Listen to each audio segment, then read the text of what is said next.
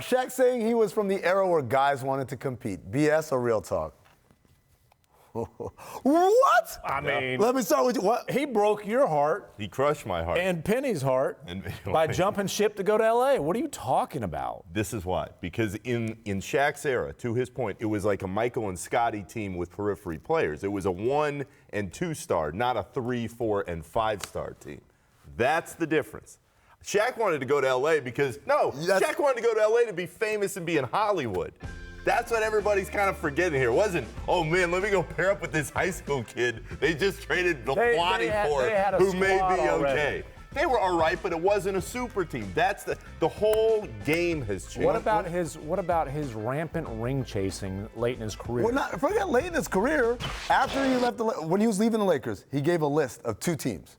He said Miami, which had Dwayne Wade, Dallas, which had Dirk Nowitzki. I'm sorry, that sounds like someone who's trying to. He didn't ask to go to Milwaukee. He didn't ask to go play for the Grizzlies. He asked to play for teams that had promising, young, up-and-coming star-level players. So at the very end, though, in the moment. That wasn't at the end. That was in.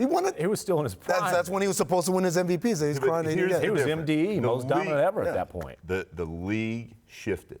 And I understand, that's my point. I understand what he's saying. The league, when he was in his prime in Orlando and with the Lakers, the league was not, let me get 3 or 4 different megastars on a team. Nick, let me break something to you. The league has always been about, let me get as much talent as I can. There was never an era. But not as many stars. Yes, it was just hard to get them. That was the only difference. It's not that, like, hey, Utah Jazz, you got Stockton, you got Malone. Would you also like Reggie Miller? No, we got enough stars. Give me Shannon Anderson and Howard Isley. Yeah, but Reggie Miller wanted to stay in Indiana and try to win for himself. Reggie Miller has been on the record saying he was insulted that the Knicks didn't offer him a max contract, or a contract. There were no max deals back then. They didn't offer him a contract in 1996.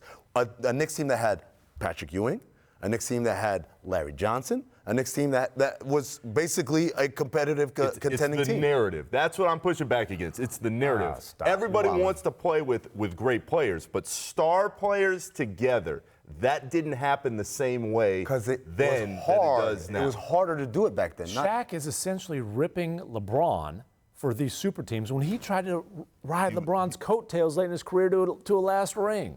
And Boston. And Boston. I'm going to go down the list. Oh, my God, the Boston. Shaq's my guy. You're my guy. I love the chicken. I love the chicken at Shaquille's. All right, last one. Rockets, I gotta protect my interests here, all right? Rockets head coach Mike D'Antoni joined the Woj pod earlier this week and brought up one of his regrets from his time as the coach of my 7 seconds or less Phoenix Suns. Take a listen. I regret little things along the way that I didn't know at the time. For me, the way to beat San Antonio was if I could have got Steve Nash shoot more often, if I would have, we'd have gone even smaller, or whatever it is to negate how good San Antonio was and Duncan. And I didn't go 100% in because we didn't know back then. And we were trying something a little different, but yet tiptoeing in the water where we should have dove. Well, this one's tough for me. I'm going right down the middle.